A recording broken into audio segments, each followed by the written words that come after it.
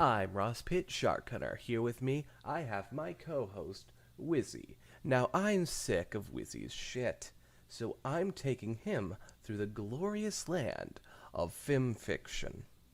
That is, My Little Pony fanfiction, for those of you just joining us. He's trying to argue that Twilight is better than Starlight. I was gonna get to that. First, I had to get through the intro. Now shut up and let me get through the intro. Welcome to Ross Pitt and Wizzy Puff's Fanfiction Power Hour. Now then, somebody over here is trying to say that Starlight Glimmer is better than Twilight? Like, what? What's with that, Wizzy? Well, you see, Twilight has a horrendous case of what's known as main character syndrome. Starlight Glimmer has flaws. Well, flaws that they point out in the show. And just like levels to her character, Okay, first off, you have never seen the show. Yeah. Second off, Twilight has layers. She has 2 layers. Telling everyone what to do and kissing the rear end of Princess Celestia. That's not true. If she was a technically it's cake, true. she wouldn't be fit for a wedding. That's how little layers she has. Well, that's just mean, and I don't think it properly conveys the magnitude of Twilight's sparkle. All right. I think it's interesting. We have been doing this series for an entire week now. It's only the 6th episode because somebody skipped a day. Not naming names. But, yeah, this is our 1-week anniversary, Wizzy. Hey. Yeah, but the listeners won't know that. That's true. That's why I'm telling them. I think a 1-week anniversary deserves an extra long episode. Yay! So, we're going to be doing these 2 fics today. Both are 3,000 words, but that's more than we've ever read. In our lifetimes. Yeah, in our lifetimes, yeah. So, the first one is Solving for Death by Majin Siko. I do apologize. I'm not good at anything. Wizzy, would you like to read? Ahem. AKA For Want of a Fork. Starlight Glimmer watched intently as Twilight Sparkle meticulously pushed the plate on the table until it was in the most scientifically appropriate position, then raised her hoof and closed her eyes. I'm gonna say you do Twilight because I think it's gonna be more of a Starlight fic. All right then. To give you some breather, First lesson of the day, Twilight went on to say. We very carefully set the table. Starlight whizzed over the place settings to the table with her magic, ever eager to please her mentor. She vaguely heard Twilight say something as she focused her attention on carefully setting the table. Got it. Starlight said as she examined her handiwork, the corners of her mouth turned up at a job well done. Until she noticed that the 2-pronged fun fork was missing from in front of her.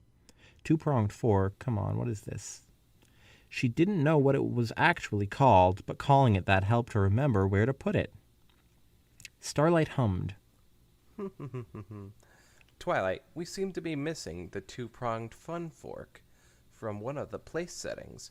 Do you know where it is? She asked as she lifted her head, whereupon she found the 2-pronged fun fork jutting out of the side of Twilight's skull. Her head currently resting in the plate at her place setting. Starlight blinked. I thought I heard something that sounded like a wet crunch. What the heck? Hey, Twilight's dead. You win, I guess. Yeah, we killed her, Starlight High Hoof. She trotted over to Twilight. Twilight's eyes were open and blood was currently pooling into the plate. Starlight poked Twilight. Twilight didn't respond. Starlight blinked again. Twilight? You did? Twilight still didn't respond. Starlight poked her a few more times. Still no response. Starlight's eyes widened. Oh, right. I knew I forgot to check something. She grabbed Twilight's foreleg and placed her hoof on Twilight's wrist. No pulse, Oh, yeah. She's super dead. Twilight thought. Starlight. Starlight. Well, it's just so easy to get them confused. Sure. You know, if you're, a nerd.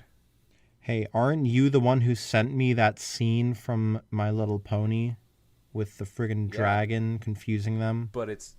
Yeah, sure, but it's not true. I'll have to disagree. Oh, brother. I'll have to disagree. Well, time to fix this. She lifted Twilight's confirmed dead body in her magic and walked through the castle to the library. She came across Spike, who was currently dusting a statue. Hey, Spike. Starlight said. Spike paused his dusting. Hey, Starlight, he said. Aren't you supposed to be helping Twilight with something? Yeah, but I accidentally killed her, and now I'm gonna bring her back to life. Oh, okay. I guess call me if you need. Spike dropped his feather duster and slowly turned to face Starlight. You what? He chased her down, his eyes never leaving Twilight's limp body. Oh no, oh no, oh no, he repeated as his eyes widened. Starlight chuckled. Spike, it'll be fine. I'll have her undead in no time. Starlight's eyes wandered. Not dead. Not undead. She tittered. Spike scurried up to where Starlight was, tears sliding down his face. How could you kill Twilight with a relish fork? Oh, my poor baby boy. Oh, is that what that's called? And here I was calling it a two-pronged fun fork this entire... I love a Starlight. Starlight! Starlight stopped and turned to face Spike. He was really laying on the waterworks thick. She bent down and touched Spike's cheek. Spike, you don't have to cry. Starlight smiled. I'm going to resurrect Twilight, and we'll be all laughing about this tomorrow. Spike looked into Starlight's eyes and sniffed. I don't think that's... Starlight covered Spike's lips with her hoof as she magicked the tears off of his face, then smiled. Shh. It'll be fine. I'll have this worked out in a jiffy. Spike whimpered a bit, new tears coming in to replace the old ones. What should I tell Celestia? Starlight straightened herself, put a hoof to her chin, and nodded. Oh, yeah. Tell her to meet us in the library. Now, go do something fun. I know how icky dead bodies are. Spike nodded and scampered away. With that, Starlight headed towards the library with Twilight's dead corpse. Upon reaching the library, Starlight unceremoniously dumped Twilight's body onto a table face up and slowly worked the relish fork out of her skull. The blood wasn't really coming out as fast anymore due to Twilight's heart being stopped on account of her being dead. Starlight tapped her chin and looked around the library. First order of business. Ah, yes. A teal glow surrounded Starlight as she levitated towards the medical section of the library, grabbed a book, then floated to Twilight. She flipped through the pages. Okay, let's see. Here it is. Starlight grinned. A regeneration spell. Starlight landed, presuming she was going to need a bit more juice than usual for this spell. Her horn glowed, then Twilight glowed as the side of her head patched itself up. Starlight licked her lips. Well, that's good. Twilight, you can wake up now. Twilight didn't heed her request, because she was still dead. Starlight grunted. Ugh. Are you still dead? Twilight didn't respond. Starlight clenched her jaw and cast the regeneration spell again, using a bit more of that juice she predicted she'd need. Twilight's stubbornly dead body lit up like a hearth's warming tree. Is that a My Little Pony thing? Yeah, hearts warming is basically the Christmas thing for My Little Pony. The display dimming the ambient light in the area as Starlight pumped more and more magic into it. Her brow furrowed. Eventually, Starlight realized this wasn't exactly working because Twilight was staying dead despite her best efforts. So she put in a better effort and jammed as much magic into Twilight's aggressively dead body as she could muster. Groans and whines escaped from Twilight's throat as her jaw thrummed with dull pain from all of that clenching she was doing with it. All of the luminosity in the library vanished as Twilight's cadaver shone like the sun itself. The relish fork was vibrating from the force of the spell, but she didn't even take the friggin' relish fork out? I thought it said she did. I don't know, it said well. that it was vibrating. I mean, maybe that was just in the vicinity, and so it's vibrating. But despite all of the whining and groaning and fork vibrating and inconceivable amounts of arcane energy flowing through her, Twilight remained combatively dead.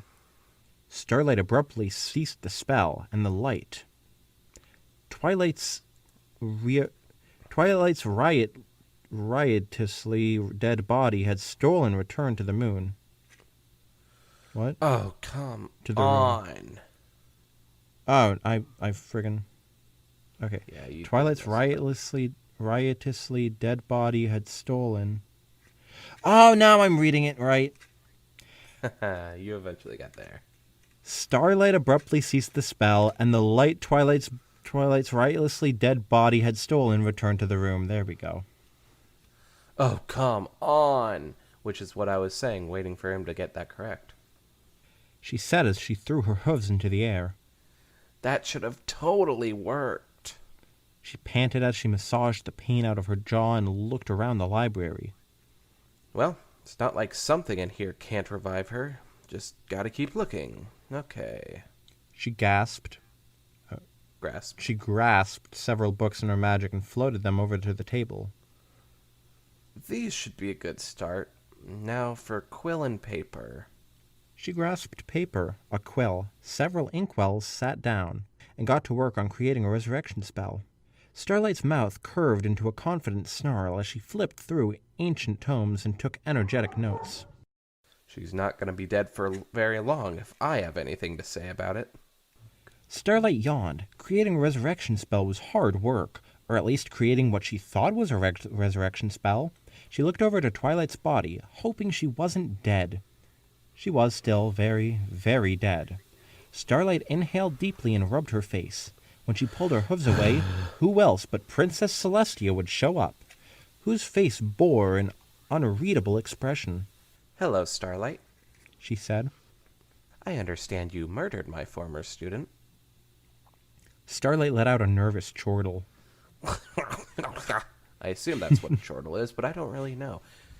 Well, actually, it'd be more along the lines of manslaughter. But hello to you, too. I disagree. That was not... There's no way that was an accident. She totally didn't know that she was dead. Come on, Starlight so wanted to kill her. Sure. Just for a little bit. Just a little bit of that old rivalry they had came back, and for a second she killed her. Sure, for a second. She clapped her hooves together. That's a weird word, by the way. Manslaughter. You know, in between math is hurting my brain breaks, I've been researching the etymology of that word, and it turns out that the root word is mane, as in killed by pony mane. And it's actually an ingenious lexical trick. Personally, I'd prefer to call it manslaughter, but that's just... No, she said manslaughter. Manslaughter. Huh. I should arrest you right now. Starlight rubbed her forehead and felt a thin sheen of sweat. She gulped. But you're not, because I promised to fix it. Celestia growled. You cannot fix death with science. Well, Princess Celestia. Starlight said as she wagged a hoof at her. They also said you can only time travel in a closed loop, but who proved them wrong? You did. Celestia narrowed her eyes. And you almost destroyed the world in the process. Details. Starlight sucked her teeth. Well, anyway, I think I'm on the right track. Starlight hovered her notes over to Celestia, who paged through them. I'm just working on finding the energy source. Having finished leafing through them, Celestia handed the massive equations back over to Starlight. I can't say you're not on the wrong track, but you're right. The method you're using now would require dissolving all of existence to power the revivification spell. Revivification. Starlight bit her cheek. Which one? Yeah, I'm aiming for reducing the energy input to destroying an alternate universe. Starlight smiled, wide-eyed at Celestia. Do we have any spare alternate universes lying around? Celestia shook her head. None without life. Well then. Starlight said as she looked around. I guess I'll have to work on this some more, then. Starlight dipped the quill onto the inkwell and continued writing. I will give you until dawn. Celestia said as she sat down. If you don't have a solution by then, I will personally see to it that you are sent to prison. Good thing I'm gonna solve for death then, right? Starlight said, the strokes of the quill puncturing the silence. By the way, you don't seem too hung up over Twilight's temporary passing. The corners of her mouth dropped slightly. You should have seen Spike. This really messed him up. Celestia sighed. I've had a lot of practice grieving in grieving in my long life.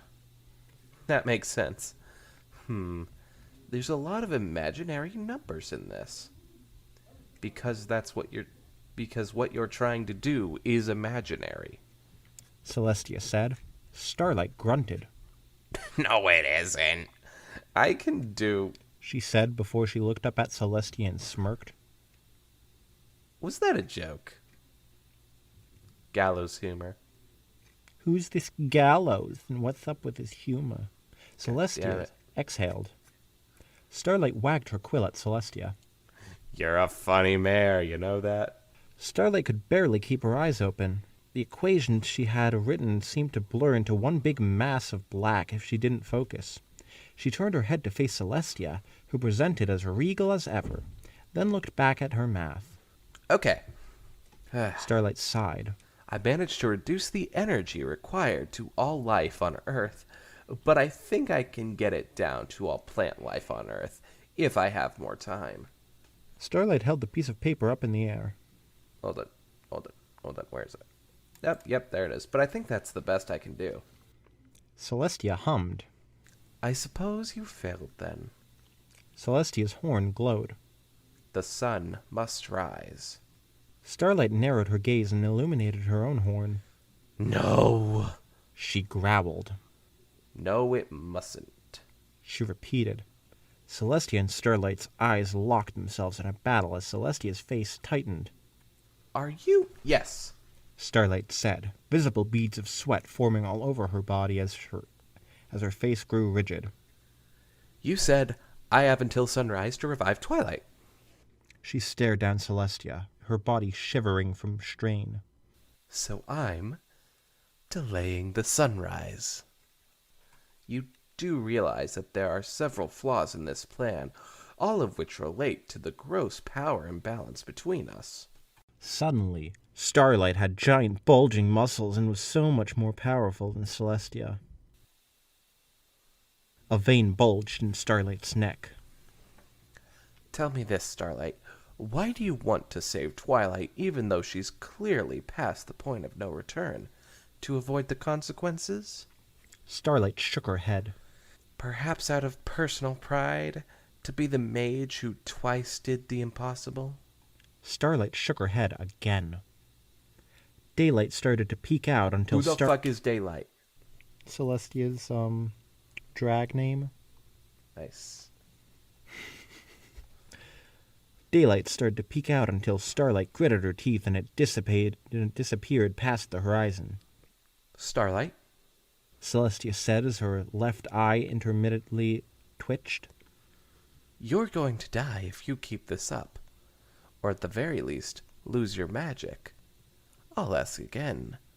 Why do you wish to save Twilight when she can't be saved? Because she already did the same for me. Starlight started hyperventilating. And I'd like to return the favor, even if it requires defying the heavens and splitting them in half. She growled again and bared her teeth, trembling all the while. And I'll keep trying, even though you've been sitting in the corner, doing nothing. I wasn't aware that the great Starlight Glimmer who broke time itself wanted my assistance. Celestia smiled. You never asked. Starlight's eyes widened as every muscle in her body released itself. What? Celestia released her magic as well. The sun still did not rise. I said if you wanted my help, you should have asked. Starlight pursed her lips and looked away. Then, not to look a gift pony in the mouth, she faced Celestia. Could you help me revive Twilight? A golden glow surrounded several books in a section that Starlight hadn't thought to search and placed them on the table. Starlight approached the table and flipped through one of the books. This is a book about the Elysian Fields. Starlight looked at Celestia. This isn't science. Celestia nodded. Yes, it cannot be measured as falsified through earthly means, but neither can friendship and love, and I'm almost certain that those don't exist. Or that those exist. Fuck. She doesn't That believe those in friendship exist. and magic. That was off. Starlight picked up another book and leafed through it. Okay. I think I can whip something up in an hour. She glanced at Celestia. You know, I'm pretty sure what you did to me just now is considered torture. What'd she do? This something. We should probably start looking at the stories more. Yeah. Celestia grinned again. I had faith that you would come around.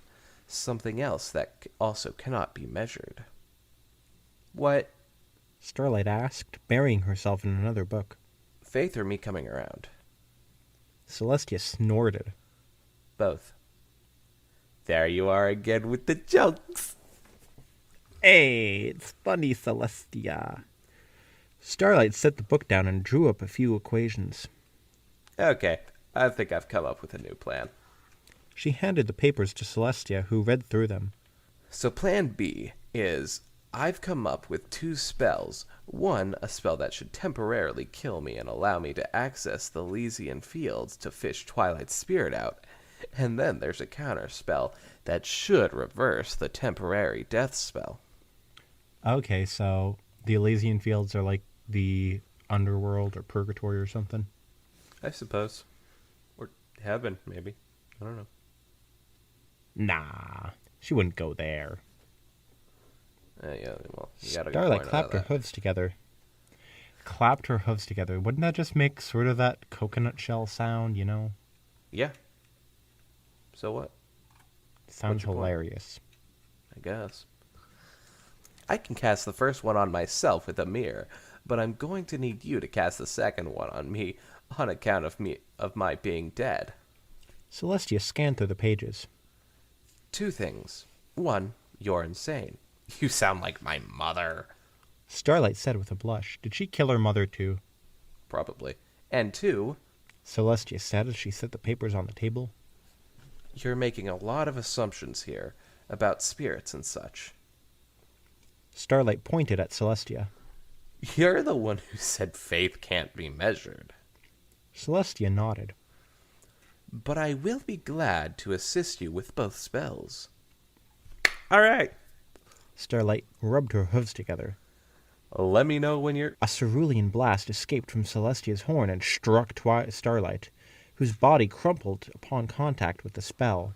Yay, Starlight's dead. I guess Twilight wins. No, Twilight's dead. Celestia fuck wins. Well, we'll see about that in the next story. But seriously, continue. It's yours. Oh, wait, that's mine. Stop trying to steal my character. That felt amazing. Celestia thought. Celestia is a thought. No, I'm not gonna finish that. She better then picked not. up the papers again and read them. 10 minutes. Okay. Celestia stared at Starlight's body.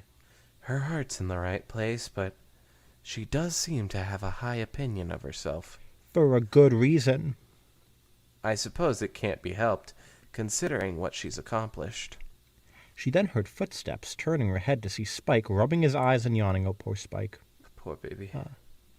I just came to see how Starlight was doing on fixing Twilight. When he finished rubbing his eyes, he laid them on Starlight's somewhat dead body, whereupon they widened to the size of saucers. What happened to Starlight? Celestia rubbed Spike's back. Don't worry, Spike. It's only temporary. She's just storming the gates of the afterlife to pull Twilight's spirit back into this realm. What? Spike shouted. Is she insane? With the tools I gave her, I expected her to create a rift between our world and the next. I certainly didn't expect her to deduce that the best course of action was to risk her own life to save Twilight. A wry grin appeared on Celestia's muzzle. I suppose the magic of friendship presents itself differently in every individual. She mused. Spike nodded at Celestia. I guess. He looked at Twilight, who was still very dead, and Starlight, who was only mostly dead. So, Princess Bride reference. Oh, is that a Princess Bride reference? Yeah. I'm pretty sure. Okay. I've watched it, and I don't recall. That's so Okay, good. so basically they're measuring death, but they can't measure faith. I get it. Essentially. Then shivered. I don't like being surrounded by dead bodies, though. No one does, Spike. Celestia looked outside. Okay, it's been 10 minutes. Let's see if this worked. Celestia shot out a gout of crimson magic at Starlight, whose eyes popped open as she sat bolt upright and wheezed heavily, a small spark hovering in her horn grasp. Wow. Starlight said breathily as she heaved herself up. That was a trip. I don't think I'm allowed back, though. They weren't She stumbled drunkenly over to Twilight's body. they weren't very happy to see me, to say the least. She touched the spark to Twilight and then collapsed onto the floor. But that seraph still had what was coming to him. She said before she passed out and started snoring. The spark entered Twilight as it surrounded her with a silver shimmer. Her chest expanded and contracted. Then her eyes fluttered. Twilight sighed, at which Spike made a sound of delight, jumped up onto the table, and hugged Twilight.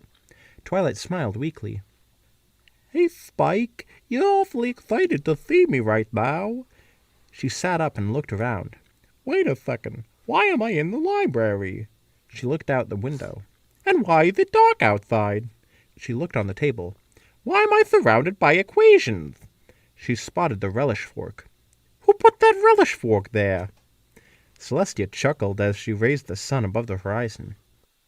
Good morning, Twilight. And that's the end. And that Ooh. was solving for death. That's a good one. That's a keeper. I like that one. Ooh, that's probably because it was mainly about Starlight Glimmer.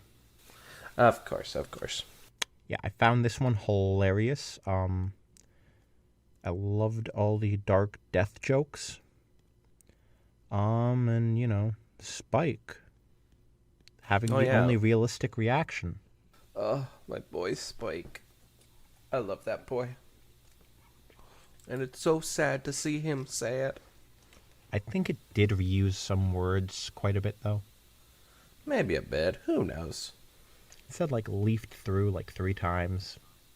Oh, I didn't remember. Maybe it's just because I didn't listen to you. Well, maybe you should start critically reviewing these fan fictions. I would, but your face is so sexy, I just can't look away.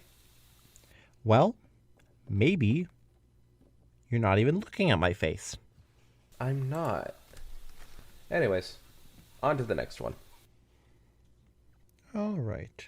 So you're going to narrate this one. Yes, I am. This one is the brief reign of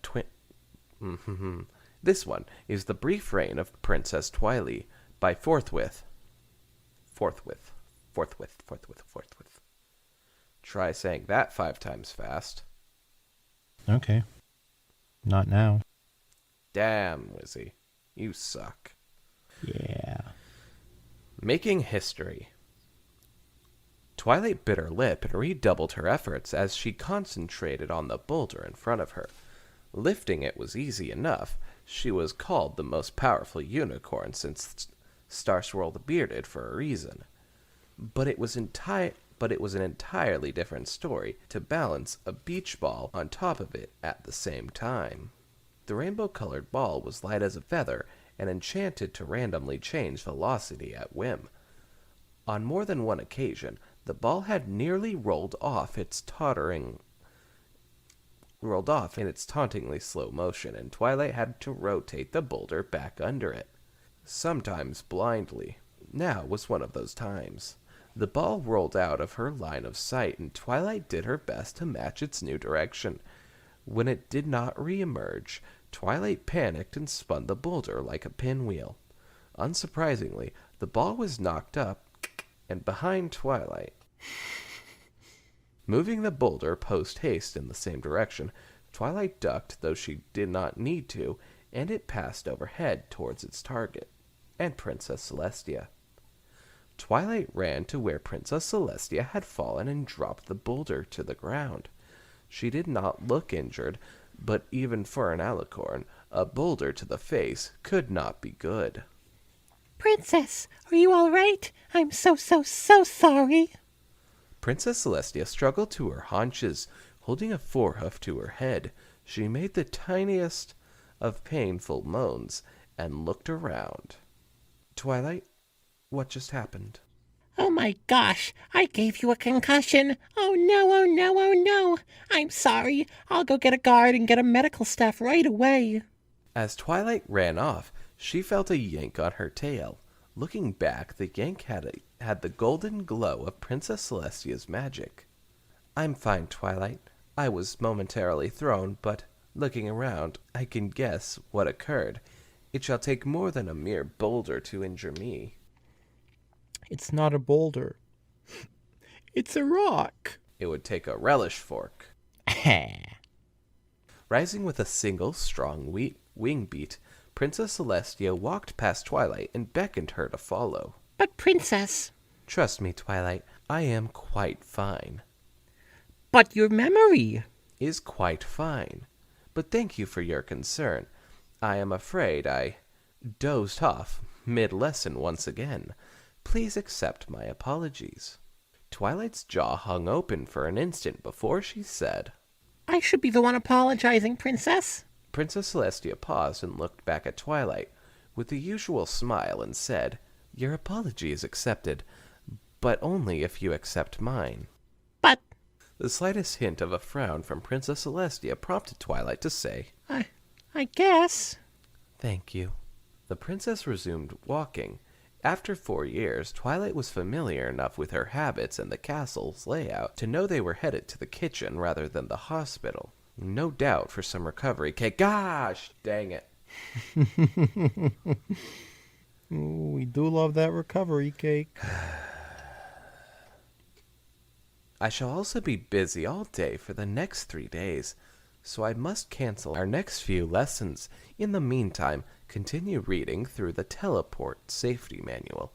If you finish and think you are ready, find your brother and have him take you to the guard's testing room for the teleport exam. Is Spike her brother? Yeah, but she also has another brother. Oh, what? Shining armor. What? I didn't know that anyone had relatives in this besides Celestia. No, yeah, there are several relatives throughout the series. The only one of the main 6 who doesn't have a relative, I believe. Well, relative as in brother or sister. I forgot about the whole Applejack family. Yeah. But Rainbow Dash is the only one without a sibling. Oh, what about Rarity? Who's her sibling? Sweetie Belle? I recognize the name.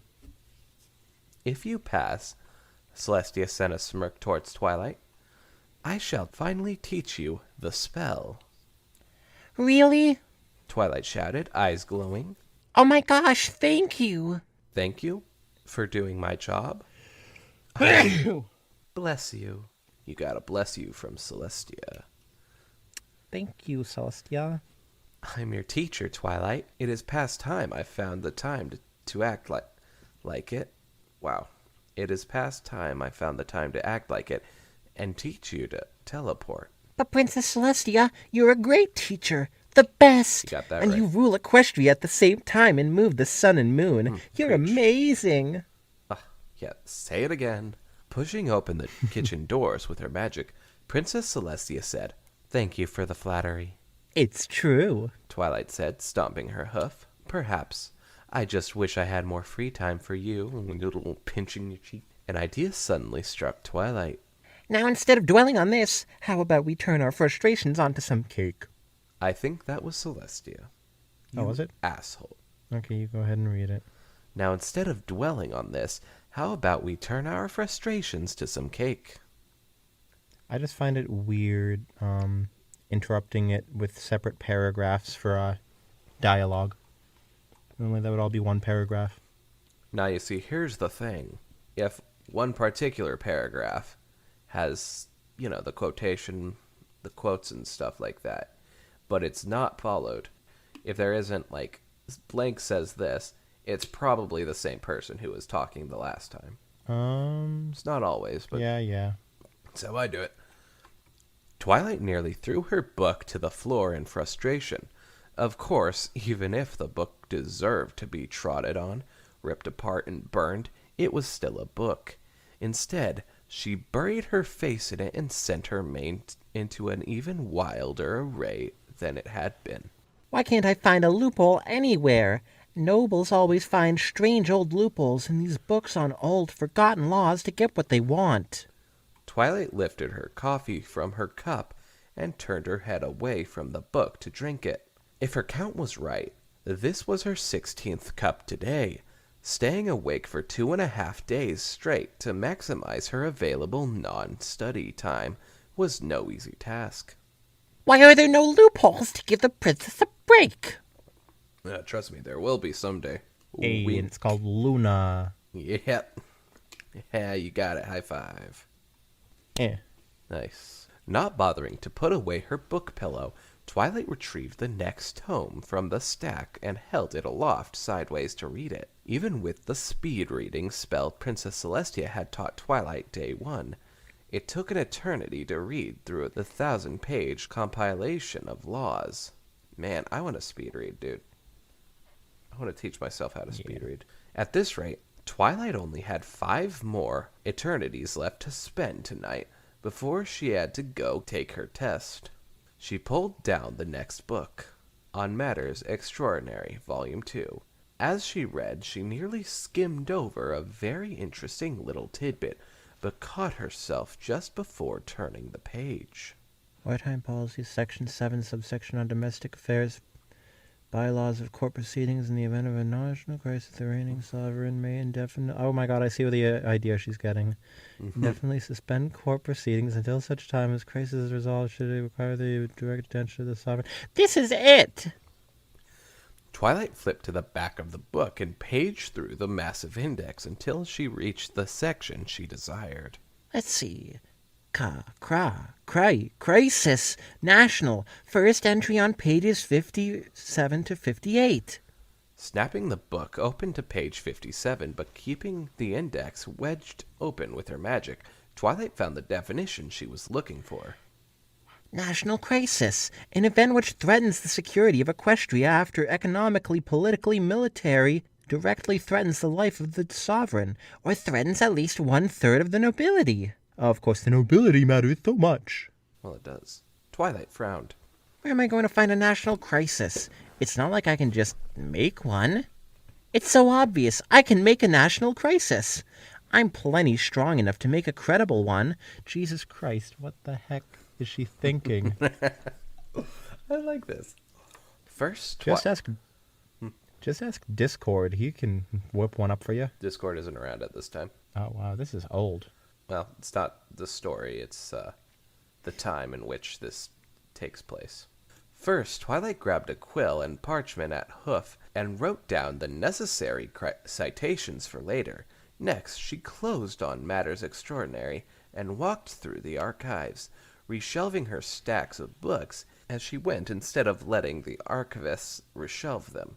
It would not do for some pony to stumble upon her reading material and guess what she was about to do before it actually happened. With a barely audible click, the testing room door closed behind Twilight. A bit of the frizz of her mane got caught, but a firm yank freed her from the door's clutches.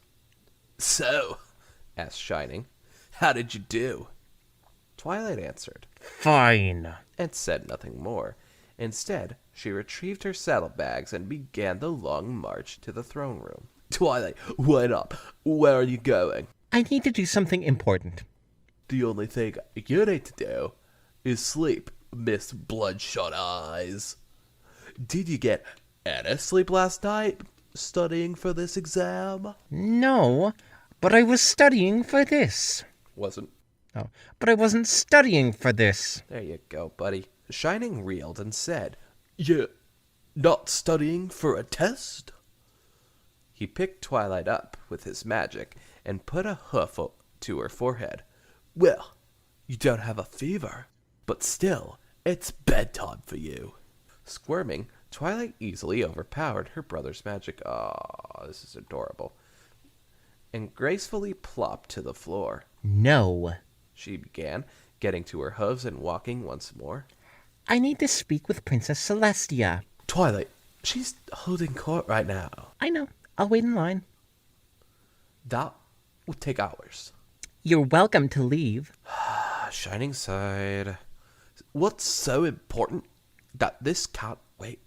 It's a surprise. A surprise?" Twilight nodded but said nothing. Despite her brother's near constant pestering, she made it to the end of the line for open court. There were a lot of other nobles milling about, and quite a few objected to her taking a spot. But a death glare quickly silenced them. Unsurprisingly, Shining apologized for her. As she waited, the line grew longer behind her, but never seemed to shrink on the side that mattered. Her irritation only grew as she tapped her hoof and got into a few petty fights for it with the ponies around her in line. Finally it was her turn. She was led inside the throne room, with Shining following directly behind her. Announcing? The herald paused, obviously confused. Announcing Twilight Sparkle and Shining Armor. Princess Celestia immediately turned from a conversation with some earth pony and looked down at Twilight. "Twilight, what happened? You look—" Before she could say any more, Twilight lit up her horn and threw her brother to the ground. Shining groaned. "Twilight, why did you—" Interrupted, this time by Twilight jumping on top of him and technically pinning him. He let out a grunt. Somewhere in the back of her mind, Twilight intended to apologize later, but right now, credible threats to Equestria did not apologize. This is a Twilight pulled her note cards from her saddlebag. coup d'etat. I have thrown down your pitiful excuse for a guard. According to the second volume of On Matters Extraordinary, Wartime Policies, Section 7, subsection on Domestic Affairs, Bylaws of Court Proceedings, I demand you suspend court until such time as you can defeat me and reclaim control of the equestrian government. Celestia pushes Twilight over. The end. That, of course, did not happen. That was a joke from me. I know. It was pretty convincing. Gonna have to pay for more jokes like that. Anyways, this would be really adorable if you weren't making that voice or didn't exist. I wish you didn't exist is what I'm trying to say. You don't like my Twilight impression? Well, I don't. I sound just also, like it's Terra baby Strong. Twilight, so Oh, this baby Twilight. So you want me to say, ahem, this is a coup d'etat. I have thrown your Sure. pitiful excuse Anyways, for a guard accusing to the shut up. second. I mean, you could have stuck with the other one. I honestly thought that you knew that this was Baby Twilight, but whatever. With that voice, I'm just saying. Although she was sure that she would hear them coming, Twilight cast a quick spell to warn her if any guards tried to sneak up behind her. Her eyes, however, never broke contact with Princess Celestia's. And for once, Princess Celestia was lost for words and wore a blank look. After an intense stare down, she said, "I cannot do that, Twilight." Drat! Twilight clicked her tongue and looked away. After all, as you said, I do not currently have control of the equestrian government. Twilight looked back, eyes wide and stinging a bit from the increased exposure, as Princess Celestia continued. How can I suspend court proceedings if I am not in charge, Princess Twilight? Huh? Princess? The real princess's horn lit up, and Twilight found herself wearing her regalia, although it was shrunken to a normal filly's size. Seeing as you have bested my guard and betrayed me, I shall leave you to your new role while I go build up a resistance or something. Waving a huff, a regalia-less Princess Celestia, oh, that must be terrifying, turned into an explosion of light and disappeared. Silence once more descended upon the hall, and all eyes turned to Twilight, where she awkwardly stood fidgeting on top of Shining. Princess, ex-Princess Celestia is currently building an army, so we are in a national crisis. Therefore, according to... Sitting atop Celestia's throne room, and with but 10 minutes of sleep, Twilight waited for the next petitioner for the court. Some pony had found yet another loophole awfully fast that forced her to unsuspend court because there was no proof that Princess Celestia was raising a rebellion.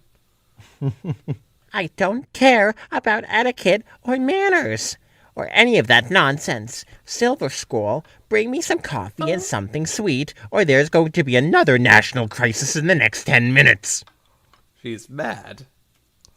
Silver Scroll was Princess Celestia's assistant and summarized any details of the petition which were given in advance. By no means was it required to do so, as Twilight had proven, but most ponies did so as a courtesy, or to increase the likelihood of their request being granted. Either way, it seems Silver Scroll did much of the document running necessary to keep court running, and filled out much of the paperwork, much but not all, as Twilight was learning. In fact, new law. Twilight growled. Grr. Princess is allowed to have as much caffeine and sugary treats as she wants during open court, and it will be considered at the very height of manners in Equestria. Apologies, Your Majesty, but you can't... Yes, I can. Okay. Twilight shouted, pounding the throne with her forehooves. I spent 2.5 days reading through equestrian law at breakneck speeds. I know the obscure laws. If I say I want coffee, I get coffee. Shining faked a cough next to Twilight. When she looked his way, he nodded down from the throne at where a unicorn stood waiting and looking with a mixture of scorn and derision. Oh, goody, Twilight said. Another noble, right? What do you want? Well, there's an old school that... Denied. Schools are now sacrosanct. Okay, how do you pronounce sacrosanct? Have a bad day. Twily, Shining scolded. Yeah, he accompanied his one word with his best disappointed look. Fine, Grumbled Twilight. get on with it, but keep it short. Thank you, Your Majesty. Now, there is an old school that is no longer in proper use in Manhattan, and... How many ponies still use it? Twilight asked. I did not count. Guess then. Perhaps, 20... And there are other schools around within a convenient distance for these ponies to go to? Presumably so. Are there no prisons? Are there no workhouses? The noble answered. Hey, Twilight said, turning toward her pool of advisors. Which one of you is in charge of education? A pink Pegasus mare that bore a marginal resemblance to Cadence stepped forward and said, I am, your majesty. "Thank you." Do you know what he's talking about? I do. There are other schools nearby, but they're getting a bit overcrowded, and the mayor of Manhattan is not... Thanks, that's all I needed. Turning to the noble, she said, Do whatever you want with the school. then turning her attention back to the pink Pegasus, Twilight added, And you, see to it that another school is built nearby, and anywhere else that's getting overcrowded too. But the bits... I read in a journal there's a unicorn in Ponyville with an interesting gem-finding spell. Go find her and start digging. A gray unicorn stallion from her advisors coughed and said, "Your Majesty, that would crash the gem market." So what? Twilight snapped. Gems are useful and not just shiny. When ponies start realizing that, the market will be fine. And if not, whatever. Schools are more important. Looking back towards the noble, Twilight asked. What are you still doing here? Be gone before I change my mind. When he was gone, Twilight turned to Silver Scroll and asked, How many more before I can go to sleep? Go to sleep. Go do sleep. Oh, I see. "Yeah, It's funny. Yeah, it's not a comical. typo. Only a couple dozen, I believe. Although there could be some last-minute turnouts like yourself." Twilight let her head hit the base of the throne. Oh, where's my coffee? Fully rested and more than a mite embarrassed, Twilight found herself once more atop Princess Celestia's throne at the dawn of a new day. Or however that Majora's Mask sound goes. Oh, that sound. Yeah, that's the one. Fortunately, no pony had insisted she cycle day and night at either opportunity. Wherever she was, whatever she was doing, Princess Celestia had taken care of that duty. Silver Scroll was again at Twilight's right and Shining was at her left. She had apologized to him immediately after awakening, several times in fact, but she still tried to avoid looking directly at him. Now that she was thinking clearly again, yesterday was not exactly how she wanted to go about helping Princess Celestia.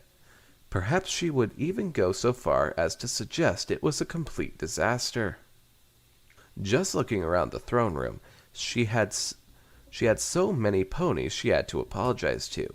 She had yelled at every pony but the guards gathered here at least once yesterday, and at many important and influential ponies that petitioned the court as well. It was like her stimulant-laden, sleep-deprived brain did not understand the concept of an indoor voice. Yes, yesterday was definitely a disaster. The only thought keeping her together was the simple fact that Princess Celestia had simply gone along with it. Maybe she'll only send me back to Magic Kindergarten. But for now, Silver Scroll and every pony else insisted she was reigning princess and forced her onto the throne again. Call in the first petitioner. Twilight squeaked. Aw. Nodding, the herald shouted, "Announcing a princess..." Actually, I think you did that. Announcing Princess Celestia. Twilight nearly fainted.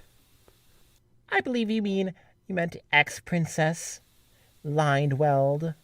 Of course, princess. The herald said. Princess Celestia chuckled as she approached the throne. Hello, princess. Dun dun, Twilight whispered, sinking into the cushion on the throne. As it was large enough for Princess Celestia, it managed to conceal everything except her head. That is so cute. Greetings, Princess Twilight. I believe this is the point where I throw shining armor to the ground and announce my coup d'etat to the world. Poor Shining. That is something you could do. Princess Celestia's horn glowed, and she reclaimed her regalia, ascending the stairs to her throne. She sat next to Twilight and whispered, I put a book covering basic teleportation on your bed. We shall talk later. For now, why not give it a read?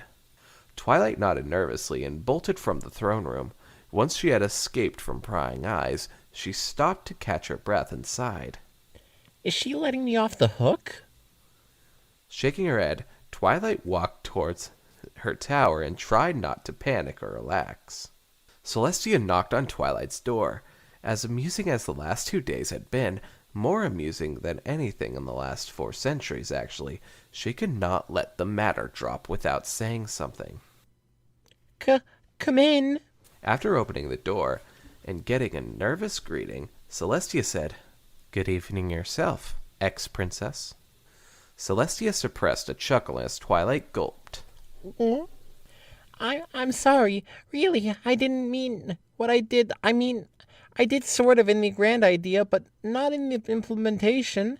Not that I wanted to overthrow you, but I wanted to give you some time off, and I sort of got too involved in the first and only loophole I found, and... Putting a hoof on to Twilight's muzzle, Celestia sat down next to her and wrapped a wing around her. Twilight, first of all, let me thank you for the sentiment, if not the execution. I did, in fact, enjoy my day off immensely. Really?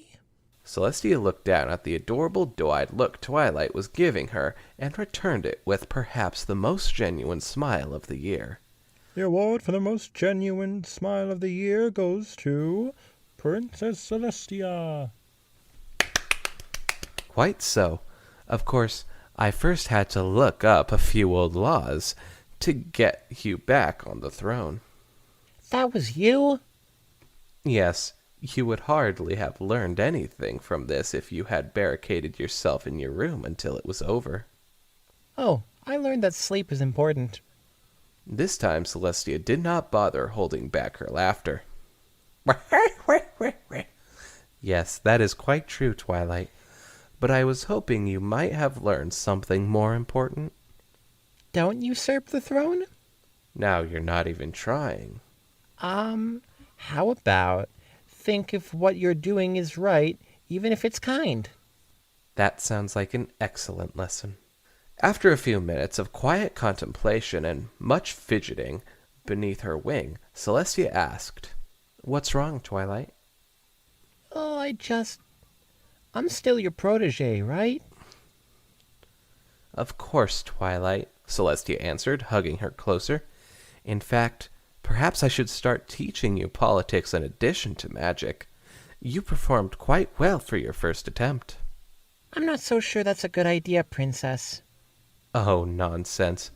I think I shall be upholding your decisions as an excuse to deal with some of the problems that have been plaguing me for decades. What? How did my situation solve your problems? Ah, there are merely a few issues that had a good, obvious answer you chose. Unfortunately, those answers also happen to be the paths of most resistance and shall make many ponies very upset. But what can I do? I was not on the throne, but that does not make the decisions any less binding. Or at least, what I shall say. That is what I shall say. Oh, and I wholeheartedly approve of your sweet's law. Thanks. Now, if you will excuse me, I should be returning to my duties. I shall see you tomorrow for your lesson. Good night, Princess Celestia. Good night, Twilight. As Celestia left the room and walked through the halls, the idle joke she had made endlessly pestered her. Maybe I should teach her politics. She would make a good princess. A Wah, foreshadow. Ah, I like that one. that was cute. Dear Princess Celestia, today I learned not to usurp the throne. Yeah, man, sometimes you just gotta learn that, Yeah, I learned Can't that tell real you early. how many times I've taught my younger brother that. Yeah, I think this one was kind of hilarious and cute and endearing. I'm gonna have to give the win to the Starlight fic, specifically because I'm more of a fan of dark humor. I see. Well, I think both were fantastic, and I don't want to say that one is better than the other. But